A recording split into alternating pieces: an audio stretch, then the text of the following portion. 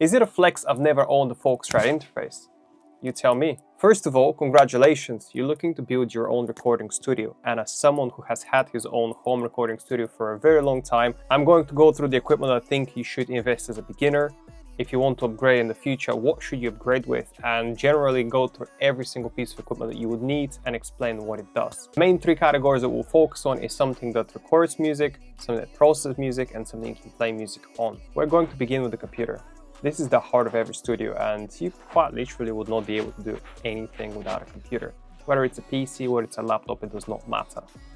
And if you're just starting out, you don't need to necessarily buy something new to be able to record music or process music. You can just use whatever you have available. If you have a good processor, enough storage space, and decent amount of RAM, you would be able to do pretty much most of the stuff. And please don't be discouraged if you have an old computer or a laptop. Up until last year, I was using a 2015 MacBook Pro with an Intel processor and 16 gigs of RAM. Currently, I'm using an M4 Pro MacBook Pro, and yes, it was an incredible upgrade, but you do not need the latest MacBook to be able to make music. So let's go through what you would actually need. If you're deciding between Mac and Windows, neither is objectively better. Just stick with the operating system that you're comfortable in, because your music won't sound better because of the logo of the laptop or a PC. The second thing that you'd really need is a DAW, which is a digital audio workstation. Because there is such a great choice of DAWs, I would recommend you that you pick one and then learn it properly rather than spending months trying to find the perfect one. The DAW that I can recommend you is the one I have been using for the last 10 years, and that is Logic Pro X. I made the mistake of trying different DAWs when I was first starting out. I've tried Cubase, I've tried Reaper, I've tried Ableton, I have tried Pro Tools, and I have tried Logic Pro X. The reason why I stuck with Logic Pro X was because when I was at university, they were using that as a DAW, and I've learned it the most throughout the years, and I've decided that it's the easiest one for me to use, and I just continued using it, and throughout the last 10 years I have learned most about it. Although Cubase is an incredible DAW that I would recommend wholeheartedly because I have used it for a long time and it works wonders. I would also recommend Ableton Live if you're producing electronic music. And I know a lot of producers are using Fruity Loops or FL Studio, so technically these are the DAWs I can recommend. There is a free alternative that I can recommend, and that is Reaper. I have used it personally for a bit, and I know a lot of musicians who are quite successful in the music careers use it. But personally, I do not like it as much as other DAWs, and I stopped using it. But it's a free alternative if you'd like to give it a try. At the end of the day, every DAW can make professional music. You can record audio, it supports plugins, you can mix audio. It all comes down to the workflow. So that's why I'm telling you, don't spend too much time thinking which one should I pick. Just do a quick research, pick one and start using it and learning how to use it. Okay, great. So we have a computer, we have a DAW. What else do we need? The next thing that you would need is an interface. This is the piece of equipment that makes the analog sounds into digital and being able to record them into your DAW. But why is it so important? Because there are microphones that you can quite literally just plug into your computer without the need of an interface and record it right away. The reason why I'm recommending getting an interface is because the audio is much cleaner, and it also has preamps, headphone outputs, and it has low latency monitoring. And once again, there are plenty of brands and models of interfaces that you can pick from, so which one should you actually choose? Mostly, that depends on your needs. Most beginner artists really need just 2 inputs. You don't need more than that. If you need to record a full band, then you'd need a lot more inputs. Maybe 8, maybe 16, depending if you're recording drums, how many microphones you're using to record drums. And this is a whole another conversation, which I'm not going to discuss in this video, but if you're interested and you'd like to know more, just let me know in the comments and I can give you more information there, or I could just make a whole nother video just on that topic. At the beginning of the video, I made a joke that I have never owned a Focusrite interface. And in my opinion, this is one of the most popular beginner interfaces you can possibly get. And although I have never personally used it, I know people who have it and have used it, and I could definitely recommend it because it's a good piece of equipment. The first interface that I ever owned, I actually didn't purchase. It was a gift from a classmate of mine, and that was the Alesis IO2. So it has 2 inputs and 2 outputs, and yeah, it did the job. Can I recommend it? You can get it for £15 on eBay. So if you're really desperate for a cheap interface, yes, get it. If you have a bit more money, definitely get the Focusrite. Or another piece of equipment I can recommend is the Universal Audio Vault 2 interface. Have you used it? No, I have not used it. But I have the Universal Audio Apollo Twin, which is more of a premium interface. But after using Universal Audio, I can technically recommend you any piece of equipment that they make, just from what I have used so far. Also, I'd like to mention that my upgrade from the Alesis IO2 was the M Audio M Track interface, which kind of looks like the Apollo Twin, but in terms of usage is far from it. I upgraded to the Apollo Twin about 4 or 5 years ago, and what I like the most about it is definitely the zero latency. There is no latency when you're recording, so you can hear yourself real time with plugins. This is an advantage that I don't think any other interface has, and I wholeheartedly recommend it. I know that the plugins are expensive and you have to buy on top of them, but if you have the money to dedicate to that, definitely do this. But once again, if you're just starting out, there is no need for you to actually be doing this. Just get a cheaper interface to get a hang of actually what you're doing, because your skills and what you can do is a lot more important than the equipment that you have. And also, if you know how to use your own equipment, you'd be able to get a lot better results than just getting the newest equipment and just not knowing what to do with it. Choosing a microphone is probably one of the most exciting purchases a musician can do, but it's also where a lot of people tend to waste money. So the biggest choice that you have to make is, do you need a dynamic microphone or do you need a condenser microphone? But also the condenser microphones have different polar patterns, which is cardioid, omnidirectional, and the figure of 8. So what are those? Do you actually need them? What should you do? Well, let me explain. Let's begin the conversation with dynamic microphones. This is an example of a dynamic microphone. This is the SE Electronics V7. The main brain of the dynamic microphones record audio only from the front, which means that they're very good at rejecting background noise, means that they're very efficient in untreated rooms and environments. Another thing to mention is that they do not require phantom power, which means they're not as sensitive as condenser microphones. And this is an example of a condenser microphone. This is the SE Electronics 2200 and is also the microphone I have been using for the last 10 years. Condenser microphones are a lot more sensitive and they're very detailed. They require phantom power, which comes from the interface, hence they're a lot more sensitive. They're great for recording vocals, acoustic instruments, and also voiceovers, but because they're so sensitive, they do require for you to have a treated space. And if you don't have a treated space, you could get a reflection shield, which I'm going to touch a later point in the video. Additional thing that you need to keep in mind with the condenser microphones is that they have different polar patterns. So you can see on the back of the microphone, the one in the middle is cardioid pattern, which means that it records audio only from the front bit of the microphone. This pattern here, that is the figure 8, which means it records from the front and from the back, so from these two sides. And the last bit, which is this one here, that is the omnidirectional, which means it records 360 and records from everywhere. I also want to mention on tube microphones, and I can give an example, which is the SE Electronics Gemini. This microphone has two tubes on the inside of it right here. It has additional power supply because you need to heat up the tubes and you need to let them on for about 15 to 30 minutes so you can get optimum recording. And the tubes give you more character and warmth to the recording while it still keeps incredible clarity, especially in the high frequencies. When it comes to choosing a microphone, whether it be dynamic microphone, condenser, tube microphone, that is entirely up to you and your circumstances. But I want to give you some recommendations so I can make that decision easier for you. You might have noticed that all the microphones I have shown you in this video that I own are SE Electronics. This is a brand that I have loved for the last 10-11 years and I could not recommend it enough. The dynamic microphone from them that I have is the V7, which is an incredible microphone. I use this for live performances and also for some quick recordings and demos. You can also get the Shure SM58 or 57. Those two are incredible dynamic microphones and quite genuinely they're legends. Everybody uses it. Every venue you go to, they have those microphones. If you'd like to get more of a premium microphone, I'd recommend the Shure SM7B. This microphone is legendary as well. Michael Jackson, Travis Scott, and a lot of other artists have used it and continue to use it, and I could not recommend it enough. I have also used it myself, although I do not have one myself, and it's an incredible dynamic microphone that will be perfect if you're traveling and you don't have a treated room or reflection shield or anything to help with the treatment. For condenser microphones, I would recommend the SE Electronics 2200, especially the one that has the multipolar pattern. This microphone is very flexible. It can record vocals, acoustic instruments.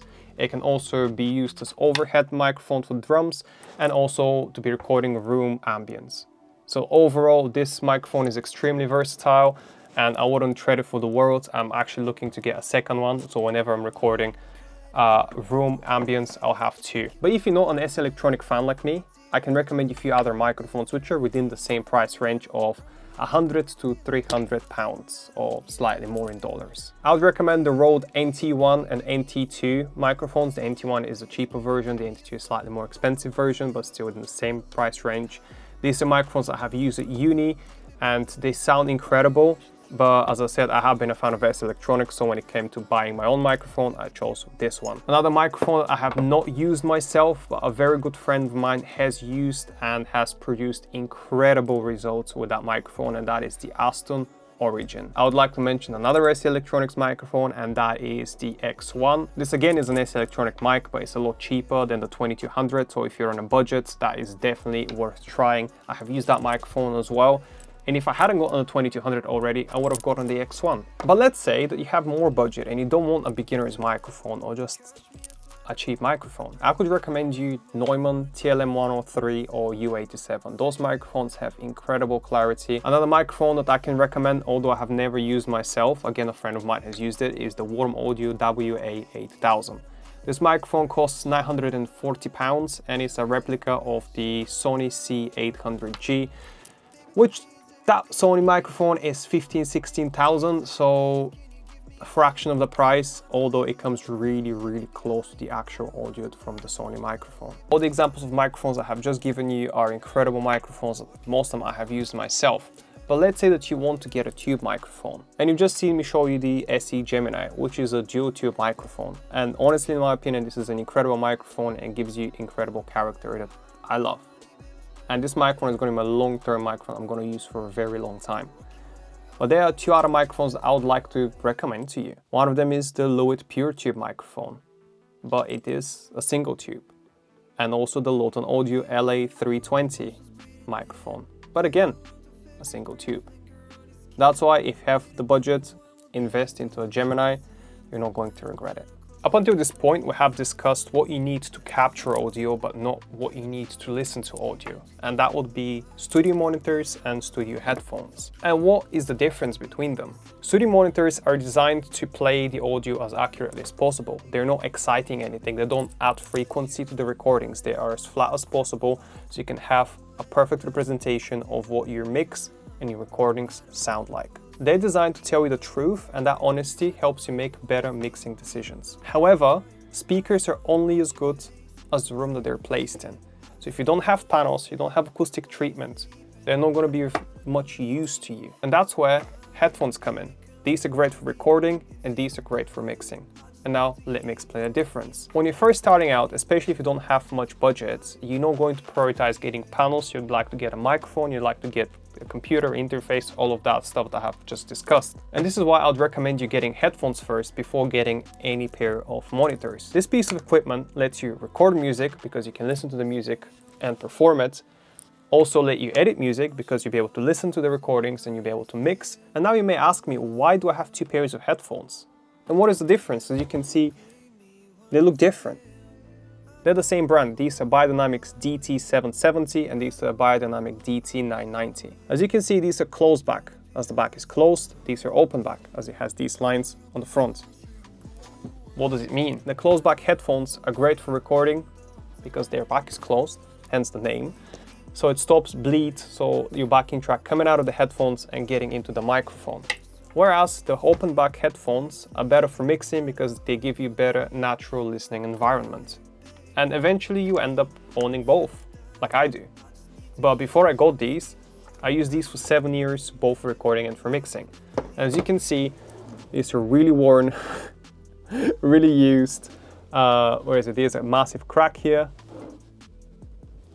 And these ones look fairly new, although I have had them for about 2-3 years now. These get a lot more use than these, although I do tend to use them both. The reason why these don't get as much use is because I do have studio monitors and most of the times I'm mixing on them, but I keep using these for referencing the mixes. And when I'm mixing, I listen to the mix with these headphones, and also the studio monitors, and also my iPhone speakers and MacBook speakers. When it comes to closed back headphones, I could recommend you the DT770s by Biodynamic, which I have used for the last 10 years now. But I can also recommend you Sony MDR7506, which is another great pair of headphones, which a lot of podcasters, musicians, everybody that records any kind of audio uses. When it comes to open back headphones and headphones for mixing specifically, I would recommend the DT990s, again by Biodynamic, again for the same benefits over the ear, really comfortable, you can use them for hours on end, although I recommend taking breaks because of ear fatigue. And again, you can purchase every single part. If anything gets broken, you can just replace it and you don't need to replace the headphones. But let's say that you don't want the biodynamic and you have a bit more money to spend, because these, no, they're not that expensive. They're about 120, 130 pound mark. So they're still expensive, but they are more expensive equipment. And with anything, sky's the limit when it comes to spending money. I would recommend the OD's MM100. These are incredible headphones. I have not used them myself, but I have been looking into upgrading my headphones. And these are ones that have caught my attention, and I have watched a lot of YouTube tutorials, like you watching a YouTube tutorial now. Another pair of headphones which I have used, but only partially, are the Steven Slate VSX modeling headphones, which, believe me, I really want a pair. And the reason why I want a pair for the VSXs is because they have software which models different clubs, studios, cars, different environments, and it changes the sound of the audio so you can have a better referencing system. I have used them without the software and they sound incredible. Genuinely cannot compare them between these because I used the VSXs in 2022 and I got these in 2023. So I didn't listen to them back to back, so I genuinely cannot compare which one is better. But just for the sake of being able to use the referencing moduling software, this is an incredible piece of equipment. And again, if you do not have a trader room, get the VSXs. I think that'll be your best choice because they are closed back. You'll be able to record with them, but you also will be able to use the moduling software to mix with them. And I'm really sorry I forgot to mention this earlier, but another thing that I wanted to mention is, as I said, the closed back headphones are really great for recording, but they're not as good for mixing, because they have bass buildup because the audio can't escape from the back. Although I have used these for mixing, and as long as you understand how your headphones work and use an EQ key properly, that shouldn't really be an obstacle. That's why I told you, know your equipment and use it a lot and get to learn how it actually works. With these headphones, I have listened to countless of hours of music on Spotify, and I use references constantly. So that is when I can tell whether the bass sounds too much because I've boosted it, or because the headphones are just giving me extra bass. When I purchased my studio monitors, I felt like I'm hearing music for the first time. And as one does, I set them up, I put them on full blast, and put my favorite music on just so I can hear them, hear how they sound, set them up in the room. And I also went into the living room and sat down and just wanted to hear how loud you can hear it from the studio room when they're on full blast. And at that moment, I sent a picture of them to my partner, and she was like, "You better not be playing them on full volume." And I'm like, whoops, already doing that? You did not tell me beforehand. But yes, having studio monitors is an incredible feeling. It makes the room a lot more complete, makes you more of a pro because you feel cool having monitors there. But as I said, if you don't have the panels, don't bother, because the sound is just not going to be that great, and invest into headphones, especially a good pair of headphones. But now let's discuss the studio monitors. Which ones should you get and which ones should you use? The current pair of studio monitors that I have are the Adam Audio T7Vs. The number 7 stands for the size of the speaker, so there are T5Vs, T7Vs and T8Vs. And a rule of thumb, if you have a small room, go for a smaller speaker. If you have a bigger room, go for a bigger speaker. The reason is, if you have a big speaker in a small room, you need to crank it and it needs to be very loud for you to get the actual clarity and what you need to hear. And when it's a smaller speaker, you don't need it to be as loud for you to actually hear what it does, especially when you mix it. I'm using the Adam Audio T7Vs, and if I were to upgrade, I would purchase the Adam Audio A7Xs, which is pretty much a better version of the speakers that I'm already using. I'm a huge fan of the Adam Audio speakers, although I have used the Rocket speakers. And I don't want to upset anyone, but they're kind of the same, really. So, you know, don't blame me. If you want to go for the Rockets, go for the Rockets. If you want to go for the Adam Audio, go for them. The reason why I went for the Adam Audio is because I like how they look more than the Rocket ones. Although I would like to upgrade to the A7Xs, there is another pair of speakers that I'm really interested in, and that is the Genelic 8010A studio monitors. They are really tiny. I think they're 3-inch monitors, and they are just perfect. They're just perfect for traveling. So when I'm traveling, especially when I'm traveling for longer, I don't want to be just using the headphones. I would like to have monitors on me, of course, like 7-inch speakers, because you can imagine just the speaker 7-inch, but the speaker itself is this big and they're heavy. But you can have something that is this tiny. I've attached the photo, you can see it. It's very tiny, very portable, and the generic speakers just have incredible audio. So I would recommend that. I promise you that I'm gonna speak about acoustic treatments. And acoustic treatment is pretty much these panels that are hanging off my wall. And a lot of beginners mistake soundproofing with acoustic treatment. Soundproofing means that soundproofing stops sound coming in the room and out of the room. Acoustic treatment means that you improve how the room sounds inside. The foam panels that you see on Amazon, Temu, AliExpress, they won't magically fix your room. They do look cool, don't get me wrong, they do. But what you actually need is bass traps. So it's panels that you put at the corners of your room, especially behind the speakers, to capture the bass, because that's where the bass builds up. These panels are a lot thicker than the foam panels. As you can see, this is 10 centimeters thick, and they're strategically put at the reflection points of the room. And honestly, a decent microphone in a treated room will sound better than an expensive mic in an untreated room. So that's why I said prioritize what you need to buy first. And if you don't have money to be making these panels or buying these panels, if you buy panels, they tend to be quite expensive. What I have done for myself personally is I made these panels, all of them, by hand myself. The cost of making the panels rather than buying them was probably a third of what it would cost me to buy the amount of panels. The amount of panels I've made myself is 6 of those ones, which are 120 centimeters in height and 60 centimeters in width. One of these, which is 120 in height and 120 in width, and 2 which are 240 centimeters in height and 60 centimeters in width. But even making these panels cost me about 600 to 700 pounds. So if you don't have as much money to invest, and especially depending on your living situation, size of the room, whether you're renting in a flat share or a house share, as a lot of people do in the UK, you might not be able to do this, which was my situation for a very long time. What I did was I purchased a reflection shield, and there are loads of brands that do them. You can get some very cheap ones. The one that I have is the Reflection Shield by SE Electronics. Yes, I know it's SE Electronics, but it's pretty much the top of the line. It was 250 pounds when I purchased it, which was in 2020. The pandemic had just hit, and I'm like, well, I have nothing but work and make music, so let me invest into that. And I purchased it, and I'm currently using it on the Gemini, and I'm still using it into the room, even though it's treated.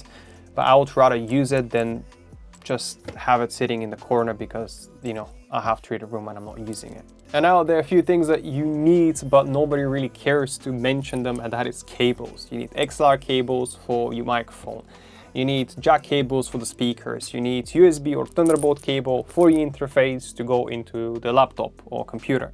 You need power cables for everything, depending on what interface you have. The Apollo Twin has a power supply just for itself. The Gemini comes with a power supply because the power supply needs to power the tubes. So that's additional cables, and you plug in an XLR cable from the power supply of the Gemini into the interface, and you plug in a cable from the power supply to the Gemini microphone itself. So there's like additional cable, which is quite big and quite thick as well. So there are a lot of things you need to think about. Also, you need to kind of sort out your cable management. To be fair, mine is really horrible, but just kind of improve it. Get some cable ties, zip ties, whatever. Just get something to improve it. Not a necessity, but I do care how aesthetics look. I want to mention a few useful accessories. The first and kind of most important to me is a sturdy mic stand. That what I'm using is from Gravity. I had one for about 4 years. I did unfortunately push it and it fell, which was an accident, didn't do it purposefully. But it fell and it broke, and that meant that I could not adjust the height of it, and it was a bit wobbly. I did use it for a while after it was broken, but since purchasing the Gemini, which is a very heavy microphone, I said I need a new one, so I just purchased the same one, which is about like 40 to 50 pounds, but worth buying that. Worth buying a sturdy mic stand that's going to hold your reflection shield if you have one, because that is also heavy, don't get me wrong, it is heavy. And also hold your microphone in place. I would also recommend getting a pop filter.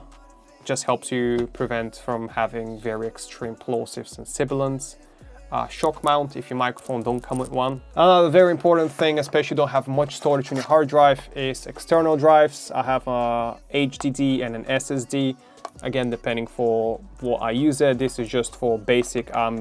It's 2 terabytes. I'm just storing lots of old stuff that I don't really use that often. And the SSD is, I tend to plug this and actually use it as a second storage while I'm working. So hence SSD, it's a lot quicker than HDD. Also, lighting. I cannot show it right now, but I'm using a light here behind, right next to the camera, pretty much not behind it. Also a good camera. I'm using the DJI Osmo Pocket 3. Which is a very small compact camera you can take traveling. It has a gimbal if you're moving and you're filming moving shots. And it also comes with a little wireless microphone that it just helps you capture really clear, good audio without having to, you know, plug in a microphone and having to record all the audio separately to the video. It's all synchronized while you're recording, so it just makes the whole recording process a lot quicker. And yes, I have some very good microphones, some expensive microphones, and I could use them to record at. It's just a lot more hassle to having to adjust everything to film a video. I can just put this on my shirt, turn it on, and I can also turn on and off like the recording, so I can start recording and turn off the recording from the microphone itself. So it just makes this process incredibly easy. Nowadays, you do have to be filming a lot of content if you want to be a musician, so just having a nice camera does help. Again, the Osmo Pocket 3 is not the cheapest one, but it's a camera worth having. We did discuss which DAW to purchase and to use, but we didn't really discuss plugins. And there are plenty of great plugins on the market, and I'm using premium plugins. But to be fair, all the stock plugins that come with your DAW are pretty much the basics and the foundation of everything you need to know. If you're just starting out, please don't waste money on plugins. Go into your DAW and start learning. What does the compression do? What does the EQ do? What does the reverb do? What does the delay do? What does flanger, chorus, any sort of modulation, distortion? Learn these limiters, like just learn this individually. Because a lot of premium plugins tend to just combine the foundation. So there'll be a plugin that combines reverb and delay, or there'll be a plugin that combines compression, EQ, limiter, and even delays as well at once. So pretty much, if you learn the basics and all the plugins that are available to you for free, when you buy premium plugins, you would be able to use them a lot easier, and you have the knowledge of what it actually does for you to make a better informed decision. So please don't spend like, you know, like it can be $50 here, it can be $100 here, but it does add up and it's expensive. Plugins are expensive. A lot of places offer you to rent to own it, so where you pay $20 or $30, euros, pounds per month just for you to have it, but then you don't own it. And depending on your workload, you might not really be benefiting that much from renting them. So just make an informed decision of what you actually need. And before you purchase anything, please learn it. Please learn what it does. The best way that you can learn is through trial and error, but also watching YouTube tutorials and just being explained what a certain plugin does is also a great way to learn it. But nothing beats working with your own eyes and ears and hands and just making an informed decision, because you will get it the way that you get it. And there is no shortcut of you training your ears. If you're just starting with mixing or any sort of music work, you will not be able to hear it as well as someone who's worked like 5, 10, 20 years in the industry. All that takes time. The same way you can't just go to the gym and develop big muscles after 1 month of working out. You cannot skip that process, so please don't rush it. You can't rush greatness, as Center C said. So please take the time, work, and it'll be better for you to work less time per day, but just be more consistent, even if it's like 20, 30 minutes a day. Listen to music, mix music, whatever it is, but just be consistent, and eventually you'll be able to hear and tell the difference of like what compression does when it's subtle, what does the reverb do. You can hear the pre-delay, you can hear the decay, you can hear the different, like the quarter delay, the 8th, 16, 30-second delay. You can hear like, again, like how much feedback you would need. So all these details just take time for you to learn and be able to start hearing. I just want to sum up everything that we have discussed, and I have made a list of things that I would buy first in a prioritized way. So the first thing that I'll invest money on is a good computer. If you have one already, you don't need to stress about it. Majority of the computers will do you a very good job. Afterwards, a DAW. There are some free ones, there's some paid ones. As I said, make up your choice and pick one. After that, we'll need at least a 2-input audio interface, one quality microphone, closed back headphones so you can record and mix on them, a microphone stand and a pop filter, as that will help you get the best out of the microphone that you have. And also don't forget an XLR cable, because you somehow need to connect the microphone into the interface. Once you have saved more money and you're able to invest and dedicate yourself to building that studio, buy studio monitors, acoustic treatment, open back headphones, which is in a way how I've done it myself as well. The first thing that I purchased was a MacBook. I used to have like a really old Windows PC, like a Toshiba laptop, but I did upgrade to a Mac. Afterwards, I did purchase the DAW, like Logic, so I can use it. Then I got myself, a nice decent interface, the microphone, the 2200s, the DT770s I got them at the same time, the closed back headphones so I can listen to music but also record with them and mix. Again, like pop filter, mic stand and stuff, these are just more cheap accessories, but they are still necessities, not going to lie. And then a few years later, when I had the space and the time to actually dedicate a studio room, I invest money to build the acoustic treatment first. So I built the panels, put them on the wall. In the meantime, the studio monitors and open back headphones arrived. So I kind of purchased them at the same time. So I started using the studio monitors a lot more than the open back headphones. But as I said, referencing, it helps. It's useful to have them. And afterwards, after you've done all of this, you can start looking into additional microphones, more plugins and any kind of extra gear. But remember, great music has been made with a lot less equipment than people think, and it's your skills and what you can do rather than the equipment that you have. And even if you have cheap equipment, you can still do a lot with it if you know how to use it. Anyways, if you like this video, click the subscribe button, click the like button, leave a comment, let me know what you think, which equipment do you use? If you have any equipment, let me know what equipment do you have. I want to discuss it, I want to see what you've been using, see I've been wrong for anything. If you have anything bad to say about the equipment that I have suggested, let me know. And yeah, have a good day. See you later.